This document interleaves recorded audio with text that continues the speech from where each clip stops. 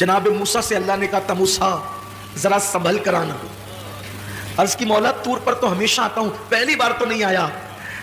ارشاد ہوا جب تم گھر سے نکلتے تھے تو ماں آنچل پسار کے دعا کرتی تھی, اللہ میرے موسیٰ کی طبیعت میں غصہ اور جلال زیادہ ہے, اگر تجھ سے کلام کرتے ہوئے آواز اونچی ہو جائے تو تو درگزر کر دینا, درگزر کر دینا, آواز اونچی ہو جائے تو. موسیٰ اب تیرے پیچھے دعا کرنے والی ماں نہیں رہی, اس لیے کہا جا رہا ہے ذرا سنبھل کر آنا.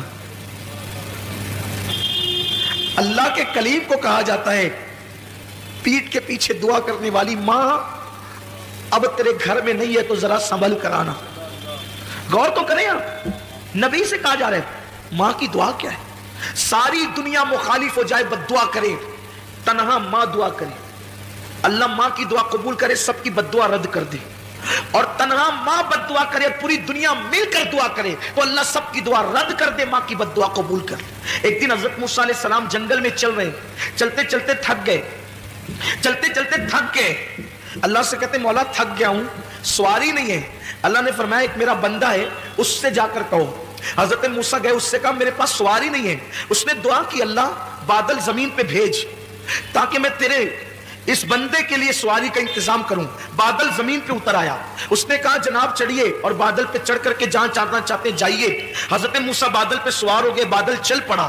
اور اس کی مولا کتنا نیک بندہ یہ, اس کی دعا سے بادل زمین پہ آیا.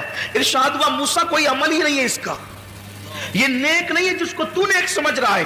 پھر مولا اس کی دعا کی اتنی اہمیت. ارشاد ہوا اس نے تو بادل بلایا, اگر آسمان بھی زمین پہ بلانے کی دعا کرتا تو ہم آسمان کو بھی زمین پہ اتار دیتے.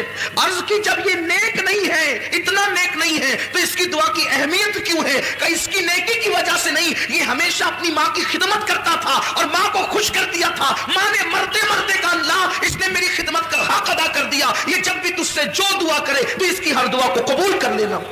اس کی ماں کی دعا کی برکت ہے, اس کی ماں کی دعا کی نیکی کچھ نہیں ہے زیادہ, اس کے پاس ماں کی دعا کی برکت ہے. حضور فرماتے ہیں جو ماں باپ کی نافرمانی کرے وہ جنت کی خوشبو بھی نہیں سونگے, بلکہ جس سے ماں باپ ناراض ہو وہ بھی جنت میں نہیں جائے گا, شہید ہوگا تو بھی جنت میں نہیں جائے گا.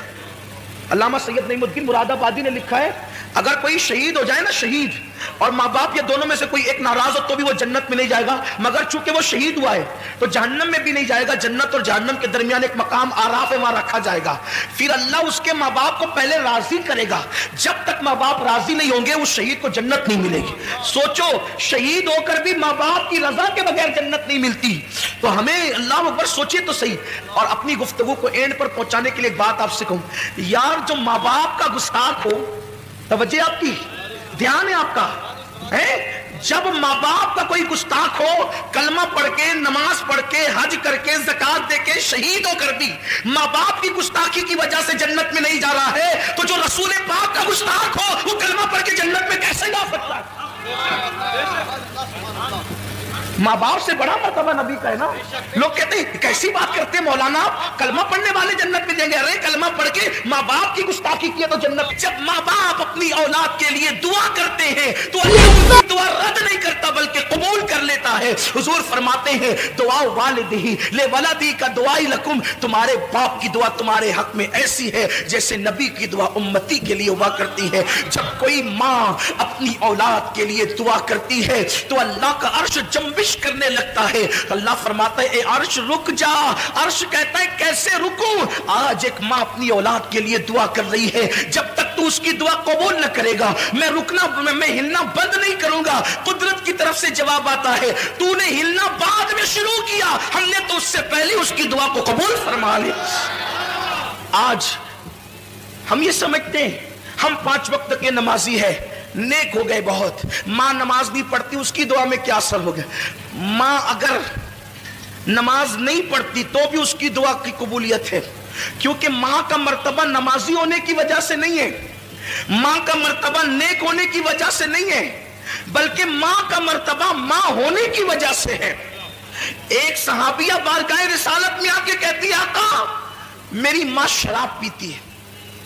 صحابیہ کہہ رہی میری ماں شراب پیتی ہے, کیا میں اپنی ماں کی خدمت کروں؟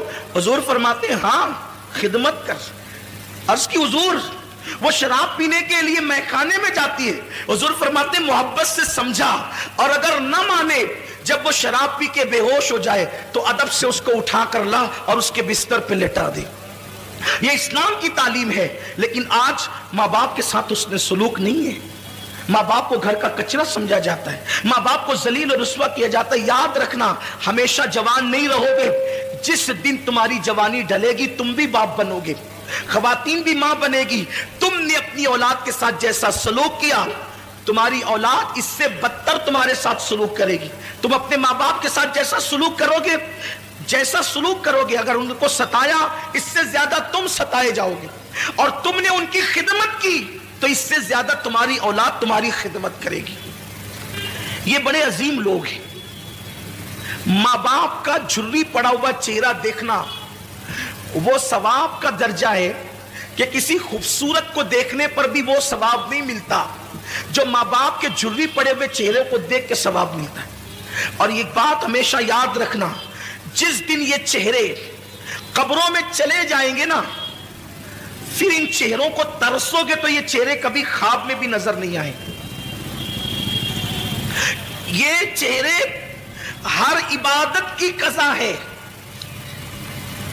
میں اپنے اہل علم دوستوں سے توجہ چاہتا ہوں, غلطی کروں تو میری اصلاح کریں. ہر عبادت کی قضا ہے. عشاء نہیں پڑھی, کبھی احساس ہو گیا کہ میں نے فروری کی 2019 کی 9 تاریخ کی عشاء نہیں پڑھی تھی. زندگی میں جس دن احساس ہو جائے اس دن پڑھو, اس کی قضا ہے. 10 تاریخ کی فجر نہیں پڑھی تھی, جس دن احساس ہو جائے پڑھ لیا, زندگی بھر میں اس کی قضا ہے. ہر عبادت کی قضا ہے. ماں باپ کا چہرہ دیکھنا وہ عبادت ہے, اس کی کبھی قضا نہیں ہو سکتی, اس کی کبھی قضا نہیں ہو سکتی. اور زندگی میں جس دن ماں باپ نہیں ہوں گے اس دن آپ کو اپنے ماں باپ یاد آئیں گے. ارے میں کیا اور آپ کیا, اپنی کیا اوقات اور اپنی کیا حیثیت ہے. اللہ کے رسول صلی اللہ علیہ وسلم کو خود کہ حضور علیہ الصلوۃ والتسلیم کو جب ماں باپ کی یاد آتی تھی تو حضور کی آنکھوں میں آنسو آ جاتے. حضور کو ظاہر سی بات ہے, جو رحمت للعالمین ہو, جو سب سے پیار کرتے ہوں, وہ اپنے ماں باپ سے کتنا پیار کرتے ہوں. اور حضور کے ماں باپ جیسے ماں باپ ہونے کی حیثیت سے کسی کے نہیں ہے. اگر بات حضور کے والدین کی آئی ہے تو مجھے حضور کی امی جان کی یاد آ گئی. دل روتا ہے یار, تم کہاں مستی میں مست ہو آج کل. سنتے تھے ہم وہاں ہو گئے, آج آنکھوں سے دیکھ رہا کہ ہماری بچیاں, قرآن پڑھنے والی بیٹیاں مرتد ہو کر اسلام کو چھوڑ کر ختم. بچیاں مرتد. اس کمبخت ماں کی غلطی ہے کہ جب بات بیٹی کرتی ہے فون پہ تو ماں نظر انداز کر کے نکل جاتی ہے.